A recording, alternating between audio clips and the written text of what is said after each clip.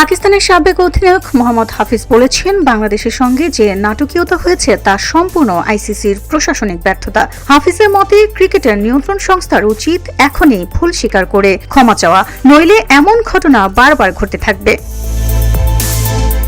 তিনি আরও জানিয়েছেন, ভারত পাকিস্তান ম্যাচ নিশ্চিতভাবে হওয়া উচিত। বাংলাদেশকে যে ক্ষতিপূরণ দেওয়া হচ্ছে তা পূর্ণতই ন্যায্য।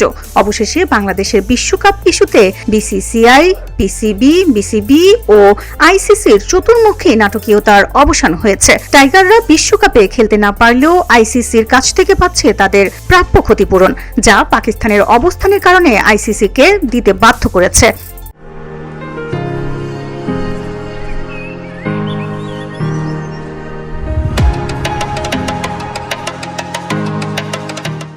মুস্তাফিজুর রহমানকে আইপিএল থেকে বাদ দেওয়ার পর নিরাপত্তার কারণে দলকে ভারতে পাঠাতে অস্বীকৃতি জানিয়েছিল। বাংলাদেশের অনুরোধে ম্যাচগুলো ভারতের বাইরে সরানোর বিষয়টি আইসিসি প্রত্যাখ্যান করে এবং সুযোগ দেয় স্কটল্যান্ডকে।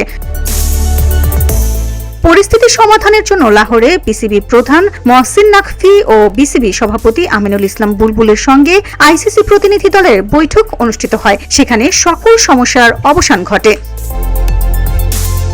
হাফিজ পাকিস্তানের একটি টেলিভিশন চ্যানেলে বলেন, গত ২-৩ সপ্তাহ ধরে খেলাধুলার এই নোংরা রাজনীতি সারা বিশ্বের ক্রিকেট ভক্তদের চরম বিপাকে ফেলেছে। প্রথমে সারা বিশ্বের ক্রিকেট ভক্তদের কষ্টের দিকে নজর দিতে হবে। বাংলাদেশি হোক, ইংল্যান্ড সমর্থক হোক বা পাকিস্তান হোক, এই সিদ্ধান্তে সকলেই আহত হয়েছেন।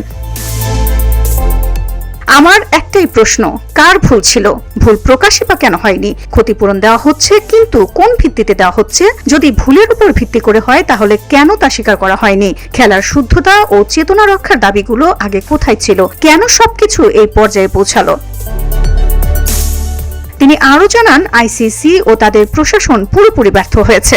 বাংলাদেশের ক্ষতিপূরণ বা টুর্নামেন্ট পাওয়া ঠিক আছে, কিন্তু যারা ভুল ভূমিকা নিয়েছে তাদের প্রকাশ্যে স্বীকার করতে হবে। যদি তারা লুকিয়ে থাকে, এমন পরিস্থিতি আবার ঘটবে। হাফিজের দৃঢ় বার্তা, এমন ঘটনার পুনরাবৃত্তি হতে দেওয়া যাবে না। ভিওটি বাংলা নিউজ ডেস্ক।